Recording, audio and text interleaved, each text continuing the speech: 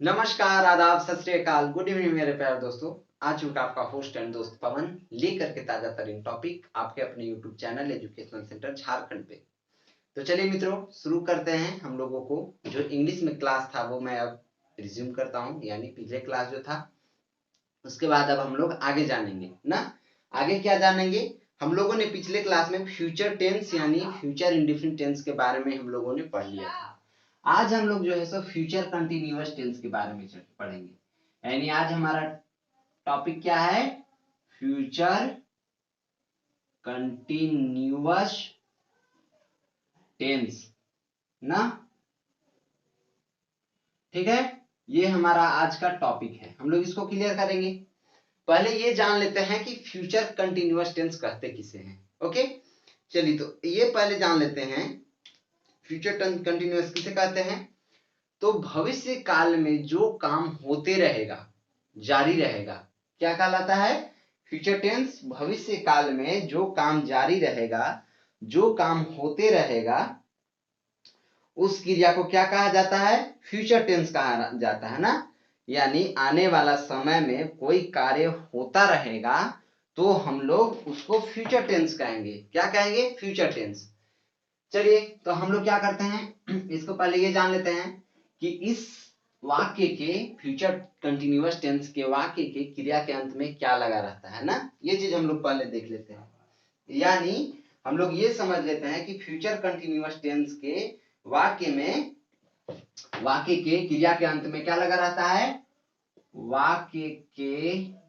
वाक्यों के क्रिया के अंत में रहे होंगे, रहा होगा, रही होगी ना। उसके बाद रहे होगे इत्यादि। ध्यान दीजिएगा, यहाँ रहे होंगे है, यहाँ पे क्या है? रहे होगे ना। इस तरह का अगर क्रिया के अंत में, इसके वाक्य की क्रिया के अंत में लगा रहे तो हम लोग उसको किसका सेंटेंस बोलेंगे? फ्यूचर कंटिन्यूअस टेंस का। यानी इत्यादि लगे रहते हैं ना। ये चीज हो गया क्या मेरा? इसके वाक्य के अंत में क्या लगा रहता है, ये चीज हम लोग जान लेते हैं। ये जान गए हम लोग। अब इसी में एक चीज और जान लेंगे कि मुख्य क्रिया के अंत में, मुख्य क्रिया में जो किसका प्रयोग होगा? आईएनजी का प्रयोग होगा ना। मुख्य क्रिया में आईएनजी का प्रयोग करते हैं। ठीक है, ये चीज मैंने आप लोगों को बता दिया। क्या था? फिर से मैं एक बार बता देता हूं। फ्यूचर कंटिन्यूअस टेंस किसे कहते हैं? यानी भविष्य काल में कोई काम जारी रहा है, जारी चल रहा है, काम होते रहा है तो उसे फ्यूचर कंटिन्यूअस टेंस कहेंगे। यानी और उसके बारे में हम लोग जानेंगे। जैसे इसको एग्जांपल में बता सकता हूं आप लोगों को कि तुम खेलते रहोगे ना, यानी वह पढ़ता रहेगा। मैं पाठ पढ़ाता रहूंगा, मैं क्लास लेता रहूंगा। इस तरह का अगर वर्ड हो, इस तरह का सेंटेंस हो, यानी इस तरह का वाक्य हो तो हम लोग समझेंगे क्या है वो? फ्यूचर कंटिन्यूअस टेंस का वाक्य है। ओके, कोई दिक्कत नहीं। चलिए तो ये चीज हम लोगों ने देख लिया। अब उसके बाद क्या समझेंगे कि मुख्य क्रिया में जो है सो आईएनजी का प्रयोग करते हैं हम लोग। किसमें? तो फ्यूचर कंटिन्यूअस टेंस में। अब हम लोग देख लेते हैं इसके अफर्मेटिव सेंटेंस का नियम। अफर्मेटिव सेंटेंस यानी स्वीकारात्मक वाक्य। क्या होता है अफर्मेटिव सेंटेंस? मीन्स स्वीकारात्मक वाक्य। ठीक है, अब हम लोग इसका नियम देख लेते हैं। तो क्या हो जाएगा बनाने का नियम? सब्जेक्ट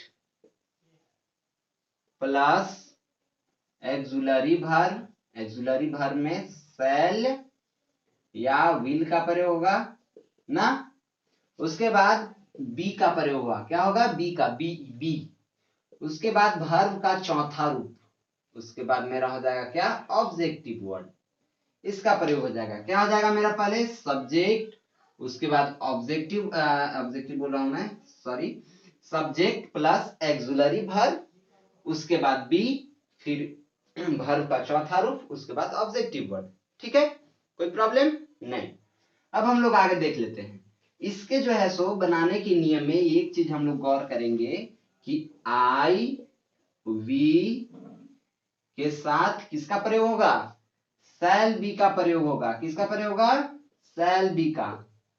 लेकिन जितने सारे और सब्जेक्ट बचते हैं आई वी के छोड़ करके, आई वी के साथ किसका प्रयोग हुआ, शैल बी का। देन सारे बच गए ही, सी, इट एंड एनी नेम।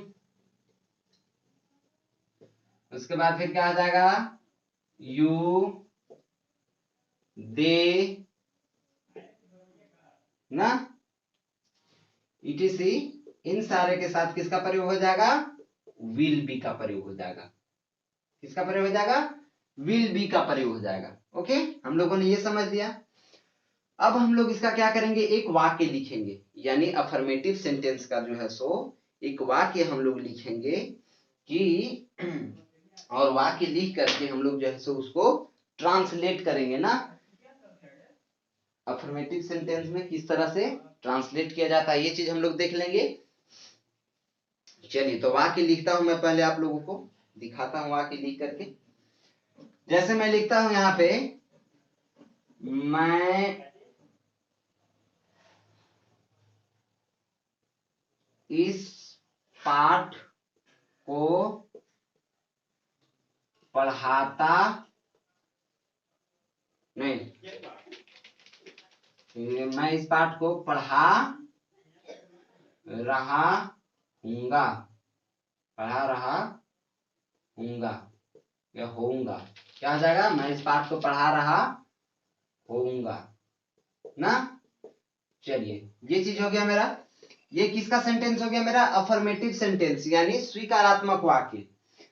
किसका, तो फ्यूचर कंटिन्यूअस टेंस का। तो हम लोग देख लेते हैं इसको ट्रांसलेट करके, यानी अनुवाद करके। तो चलिए देखते हैं क्या करेंगे। पहले क्या है मेरा, सब्जेक्ट बनाने का नियम में, मेकिंग रूल में सब्जेक्ट क्या है मेरा, मैं, यानी आई। आई के साथ यहाँ देख लीजिए, आई और वी के साथ शैल बी का प्रयोग है, यानी आई के साथ किसका प्रयोग होगा, शैल का, आई शैल, उसके बाद बी, एक्सुलरी वर्ब शैल लगा दिए, फिर बी लगा दिए। उसके बाद वर्ब क्या है इसमें, पढ़ाना, क्या है, पढ़ाना, यानी पढ़ाना का क्या होता है, टीच, TEACH ना। और इसमें वर्ब का चौथा रूप है, मुख्य क्रिया क्या है, पढ़ाना। देन क्या इसमें लगाएंगे, ING लगाएंगे, यानी क्या हो जाएगा, टीच में ING लगा देंगे तो हो जाएगा मेरा टीचिंग, यानी आई शैल बी टीचिंग। उसके बाद ये यहां तक काम कर लिया। अब हम लोग क्या करेंगे, ऑब्जेक्टिव वर्ड। ऑब्जेक्टिव वर्ड क्या है, इस पार्ट, यानी क्या हो जाएगा, I shall be teaching this lesson, LESSON, lesson. ठीक है, क्या हो गया मेरा, I shall be teaching this lesson, या टीचिंग इट्स लेसन, ऐसे भी लिख सकते हैं यहाँ पे, ऐसे इसका प्रयोग किया। ठीक है, तो हम लोगों ने देख लिया क्या दोस्तों, अफर्मेटिव सेंटेंस यानी स्वीकारात्मक वाक्य में बनाने के नियम किस तरह से थे। उसके बाद इसमें किस में प्रयोग होता है, जैसे शैल बी का प्रयोग कहाँ पे होगा, कौन सा सब्जेक्ट में होगा, विल बी का प्रयोग कौन कौन सा सब्जेक्ट में होगा, ये चीज हम लोगों ने हमने आप लोगों को बताया। उसके बाद किस तरह से अनुवाद किया जाता है, यानी ट्रांसलेट किया जाता है, वो चीज मैंने आप लोगों को क्लियर करवाया।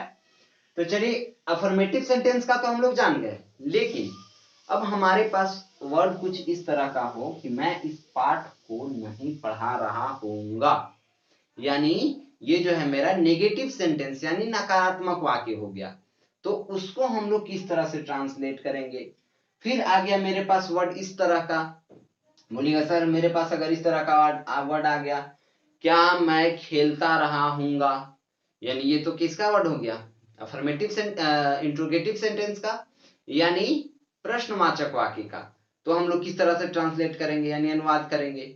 तो चलिए मित्रों, मैं आप लोगों को वो भी बताता हूँ, टेंशन लेने की कोई बात नहीं है, हम लोग वो भी सीख लेते हैं। ओके चलिए तो आगे पढ़ते हैं, उसको जानते हैं। पहले मैं बोर्ड क्लीन कर लूं, उसके बाद आगे बताता हूं। ओके चलिए मित्रों, हमारा ये बोर्ड हो चुका है क्लीन। अब हम लोग क्या करेंगे, नेगेटिव सेंटेंस के बारे में जानेंगे ना पहले, उसके बाद इंट्रोगेटिव सेंटेंस के बारे में जानेंगे। तो हम लोग जान लेते हैं नेगेटिव सेंटेंस का नियम क्या है, यानी नकारात्मक वाक्य का नियम क्या है ना, ये चीज हम लोगों को देख लेना है। तो नकारात्मक वाक्य में कुछ करना नहीं है, सिर्फ क्या कर देना है, यहाँ पे एक्सुलरी वर्ब के बाद नॉट, उसके बाद बी। जैसे देख लीजिए यहाँ पे क्या करेंगे, subject plus auxiliary verb. Auxiliary verb में मेरा क्या हो जाएगा, शैल या विल। क्या हो गया, शैल या विल। उसके बाद फिर मेरा हो जाएगा, नेगेटिव सेंटेंस है तो नॉट, उसके बाद बी ना। नॉट के बाद किसका प्रयोग करना है, बी का ना। फिर क्या करेंगे, वर्ब का चौथा रूप, यानी वर्ब का चौथा रूप हम लोग लिखना है। उसके बाद ऑब्जेक्टिव वर्ड, क्या हो जाएगा, ऑब्जेक्टिव वर्ड। ये चीज आप लोगों ने देख लिया किस तरह से मेरा हुआ नेगेटिव सेंटेंस का बनाने का नियम, यानी मेकिंग रूल। ठीक है, अब हम लोग क्या करते हैं, यहाँ पे देख लेते हैं इसका सेंटेंस लिख करके कि हम लोग इसको किस तरह से ट्रांसलेट करेंगे। तो चलिए मैं एक सेंटेंस बोलता हूं, क्या, जैसे वह विद्यालय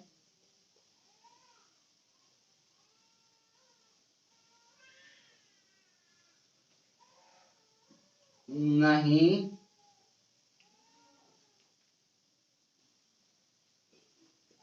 जा रहा होगा ना, वह विद्यालय नहीं जा रहा होगा।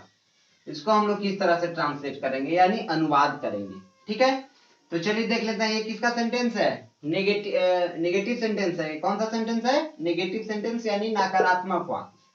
तो पहले हम लोग किसका प्रयोग करेंगे, सब्जेक्ट का। सब्जेक्ट क्या है मेरा, ही मीन्स वह। ध्यान से देखिएगा दोस्तों, कहीं दिक्कत ना हो समझने में। उसके बाद क्या है मेरा, एक्सुलरी वर्ब। एक्सुलरी वर्ब में किसका प्रयोग करना है, शैल या विल का प्रयोग करना है। शैल या विल, ही के साथ किसका प्रयोग होता है, यहाँ पे देख लीजिए विल बी का। देन क्या हो जाएगा, ही विल बी ना, ही विल बी। उसके बाद नॉट का प्रयोग, ही विल बी नॉट। उसके बाद बी, तो फिर वर्ब। वर्ब क्या है इसमें, जाना। देन इसमें क्या करेंगे, गो, और इसमें क्या लगाना है, ये क्रिया है, मुख्य क्रिया है। देन इसमें आईएनजी लगाएंगे, क्या आ जाएगा, going to objective word. Objective word क्या है यहाँ पे, विद्यालय यानी स्कूल। क्या हो गया मेरा, स्कूल। तो देखिए दोस्तों, इस वाक्य से हम लोगों को ये ज्ञात हो चुका है, ये पता चल चुका है कि वह विद्यालय नहीं जा रहा होगा, यानी इसको ट्रांसलेट हम लोग इस तरह से कर सकते हैं, he will be not be going to school. क्या हो जाएगा, he will be not be going to school. यानी ये मेरा इस पे अनुवाद हो गया।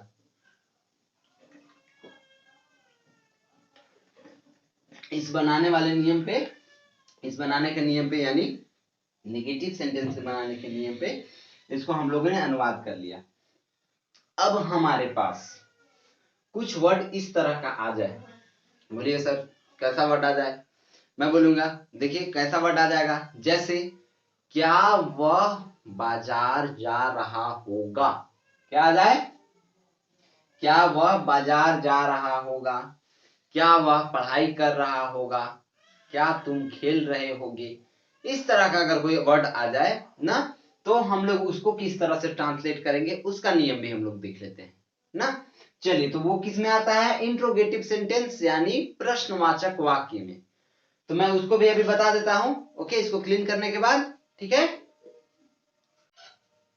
चलिए तो हम लोग देख लेते हैं इंट्रोगेटिव सेंटेंस के बारे में ना। इंट्रोगेटिव सेंटेंस यानी प्रश्नवाचक वाक्य।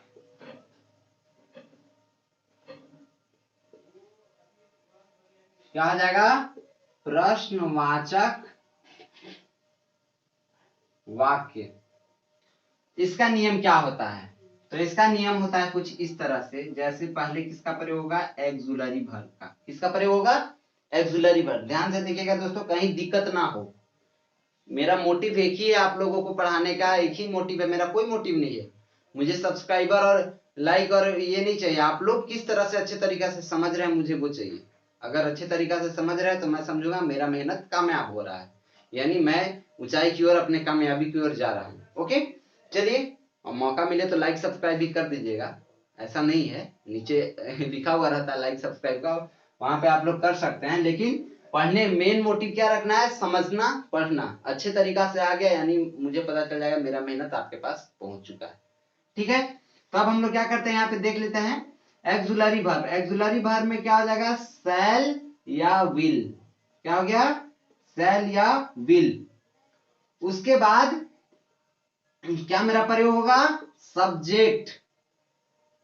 क्या प्रयोग होगा, सब्जेक्ट। उसके बाद बी, क्या प्रयोग होगा, बी। उसके बाद मेरा जो है सो वर्ब का चौथा रूप, फिर objective word, then question mark, यानी प्रश्नवाचक चिन्ह। ठीक है, इस तरह से मेरा क्या हो गया, इंट्रोगेटिव सेंटेंस का बनाने का नियम हो गया। ओके, अब हम लोग क्या करते हैं, इसका एक वाक्य लिखते हैं, यानी सेंटेंस लिखते हैं, और हम लोग उसको अनुवाद करते हैं।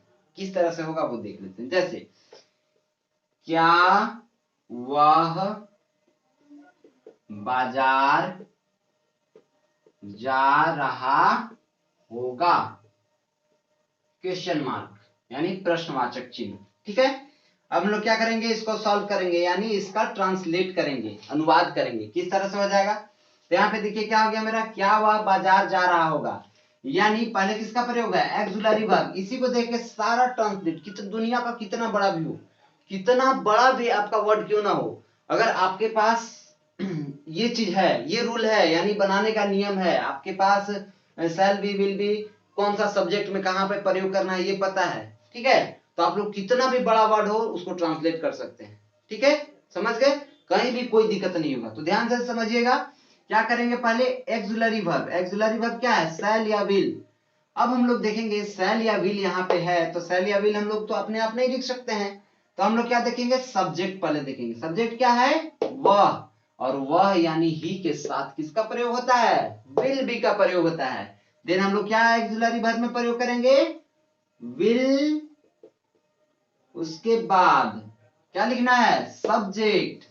बी बाद में लगाना है, क्योंकि नियम इस तरह से कहता है कि पहले हम लोगों को शैल या विल यानी एक्सुलरी वर्ब यूज करना है, उसके बाद सब्जेक्ट, तब बी लगाना है। ठीक है, तो क्या करेंगे, विल यहां लगा दिए, उसके बाद क्या है मेरा सब्जेक्ट। सब्जेक्ट क्या है, ही, विल ही। उसके बाद क्या होगा मेरा, बी। ठीक है, उसके बाद वर्ब। वर्ब में आप क्या है, जाना, यानी गो। गो में क्या मुख्य क्रिया में लगता है, आईएनजी। वर्ब का चौथा रूप है, देन क्या लगेगा, आईएनजी। क्या हो गया, गोइंग।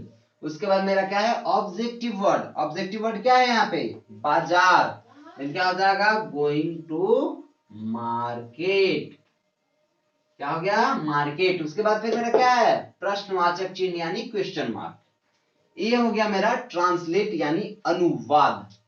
इसमें इंट्रोगेटिव सेंटेंस यानी प्रश्नवाचक वाक्य में क्या हम लोग पढ़ रहे थे, फ्यूचर कंटिन्यूअस टेंस पढ़ रहे थे, उसका हम लोगों ने देख लिया फ्यूचर इंडेफिनिट टेंस। और फ्यूचर इंडेफिनिट टेंस कल मैंने पढ़ा था, आज हम लोगों ने क्या पढ़ लिया, future continuous tense. Future continuous tense में हम लोगों ने अभी पढ़ा अफर्मेटिव सेंटेंस यानी स्वीकारात्मक वाक्य, नेगेटिव सेंटेंस यानी नकारात्मक वाक्य, और इंट्रोगेटिव सेंटेंस यानी प्रश्नवाचक वाक्य। ओके, तो हम लोगों ने देख लिया इसके बनाने का नियम, इसको किस तरह से अनुवाद किया जाता है, वो कौन सा सब्जेक्ट के पीछे विल बी, शैल बी, कहां पे क्या प्रयोग होता है, ये चीज हम लोगों ने देख लिया। और कुछ नहीं है रखा हुआ। इंग्लिश एकदम आसान है भाई, अच्छे से पढ़ सकते हो, कोई दिक्कत ही नहीं है, कोई मगजमारी नहीं, आराम से बस ये बनाने का नियम जानो, कोई मगजमारी नहीं लेना है, कोई प्रॉब्लम ही नहीं है। हम किसी से भी इंग्लिश में बात कर सकते हैं, किसी से भी, यहाँ तक कि हमसे वेल ट्रेंड भी कोई पर्सन हो तो हम लोग अभी इंग्लिश में बात कर सकते हैं उससे। किस तरह से, अगर ये नियम जान रहे हो तो, यानी बनाने का नियम, शैल बी, विल बी का, यानी फर्स्ट पर्सन सिंगुलर नंबर, ये सारे के साथ किसका क्या क्या प्रयोग होता है, ये चीज जान गए तो हम लोग अच्छे तरीका से इंग्लिश पढ़ सकते हैं, अच्छे तरीका से अनुवाद कर सकते हैं, अच्छे तरीका से किसी से भी इंग्लिश में बात कर सकते हैं। लेकिन आप लोगों को एक चीज ध्यान रखना है कि इंग्लिश में बात करना, इंग्लिश सीखना वो अच्छी बात है, लेकिन अपना राष्ट्रभाषा जो हिंदी है उसको भी इग्नोर नहीं करना है, यानी फर्स्ट में हम लोगों को राष्ट्रभाषा ही अपना रखना है, ठीक है। ओके, इंग्लिश तो ये क्या है, इसको जानकारी रखना जरूरी है, क्योंकि ये अब हर एक जगह कंपलसरी हो गया है। इंग्लिश में बात करने आना चाहिए, इंग्लिश को जानकारी, इंग्लिश में बुक पढ़ने आना चाहिए, सारा चीज होना चाहिए, क्योंकि इंग्लिश जो है अपना भाषा तो है ही, लेकिन इंग्लिश जो है आदमी को एक अलग इंप्रेशन जगाता है अपना, कि हाँ भाई इंग्लिश में बात कर रहा है बंदा, टैलेंटेड है, क्या है, मतलब है कुछ दम ना, इस तरह से। लेकिन कोई बात नहीं, इंग्लिश हो या हिंदी, अगर आपके पास अच्छे प्रकार से अच्छे शिष्टाचार, अच्छे ज्ञान है, तो आपका हर एक जगह सम्मान किया जाएगा। उसी प्रकार से बड़ों को सम्मान, छोटों को प्यार और अपना व्यक्तित्व इस प्रकार विकसित करना है कि महिलाएं आप लोग के साथ सुरक्षित महसूस करें। ओके दोस्तों, तो फिर जो है सो हम लोग मिलेंगे नेक्स्ट क्लास में। तब तक के लिए आप लोग एक्सरसाइज बनाइए पूरे अच्छे तरीका से, और हम लोग कल जो है सो फ्यूचर परफेक्ट टेंस के बारे में पढ़ेंगे। आज हम लोगों ने फ्यूचर कंटिन्यूअस टेंस को अच्छे तरीका से डील कर लिया, कहीं भी कोई प्रॉब्लम नहीं हुआ। तो मिलते हैं फिर नेक्स्ट क्लास में, तब तक के लिए बाय बाय, टेक केयर, जय हिंद।